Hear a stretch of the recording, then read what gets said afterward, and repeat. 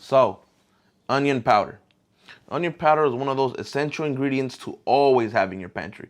If I remember correctly, this bottle of onion powder cost me somewhere between $10 to $12, which should last me about 2 months or so. Although it's just onion powder, the people who make it sometimes have to put preservatives in it to give it shelf life. I myself use onion powder in many things such as chicken and dredges when I'm frying stuff. I'm going to show you how you can make your own onion powder at home using only an onion. The flavor will be much more potent and have a shelf life of up to a year.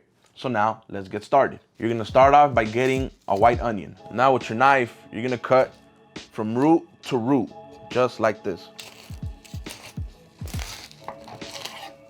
Right? You're gonna go ahead and peel off that dry layer on top. So just go ahead and pull on it just like that. So now, you're gonna go ahead and cut it as thinly as possible, just like that. All right, so go ahead and do that. But I actually have a mandolin, so I'm gonna use my mandolin to speed this up. If you don't have a mandolin, you can just go ahead and cut it with your knife like I showed you right here. So when using the mandolin, it should always come with one of these little safety shredders right here. But if yours doesn't come with one, it's totally fine, just be very careful. So I'm gonna go ahead and attach my onion to my shredder just like this, which is just gonna allow us to be extra careful when we're cutting. You're gonna put your mandolin to the thinnest slice as possible. So go ahead, I've already done that, so now I'm just go ahead and start shredding. So now that you're done cutting your onions, you should have them nice and thinly sliced, just like that. See how mine are very thinly sliced? That's because I use my mandolin. Like I said, if you don't have a mandolin, just go ahead and use your knife, it's no problem. All right, so now that we're done slicing up our onions, you're gonna go ahead and grab a baking tray and put a wire rack on top of it, just like that. Now go ahead and just layer your onions on top and just give them a nice little spread. Some of them might fall through, but don't worry about it. So just go ahead and spread them on there just like that.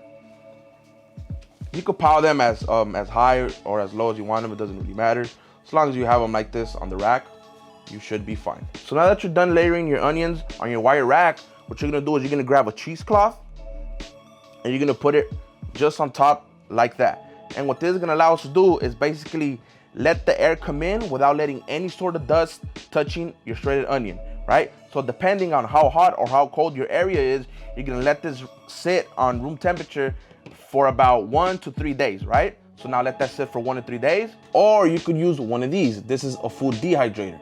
This is perfect for dehydrating any sorts of fruits, vegetables, even meats, right? This one was particularly pretty cheap and it works perfectly. I will link it down in the description if you guys want to purchase it. So now we're gonna remove our trays and we're actually going to stack them in with our onions. You could actually stack these in pretty heavy because once they dehydrate, they actually turn into kind of nothing. So go ahead and stack them up.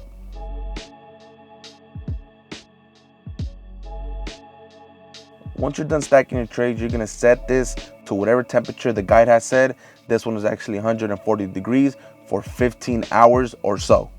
So it actually took us 17 hours to dehydrate our onions properly, which is still faster than the 5-day process from leaving in the air. As you can tell right here, all you gotta do is push it just a little bit with a little bit of pressure and they just crumble just like that. So what we're gonna do now is we're gonna throw it into a blender and blend it up.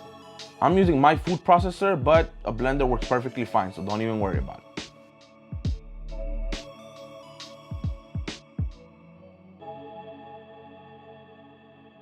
I'll put that lid on and make sure it is tight because we don't want nothing flying out. I'll go ahead and pulverize that.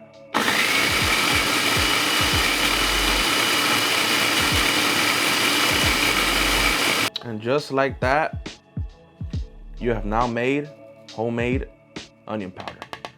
You're technically done. What I'm gonna do now is just move it into a container and store it. Go ahead and put that in your container.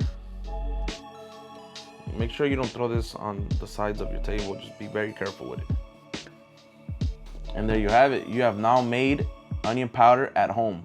Flavor is much more potent and is actually a lot healthier because some of these companies, they actually put preservatives to give it shelf life, but this is pure onion powder. This will usually store for about a year, no more than that. But if you actually do cook then it should be done within the year. So there you have it. Don't forget to subscribe, comment what other items you want to see get done, and I'll see you next time.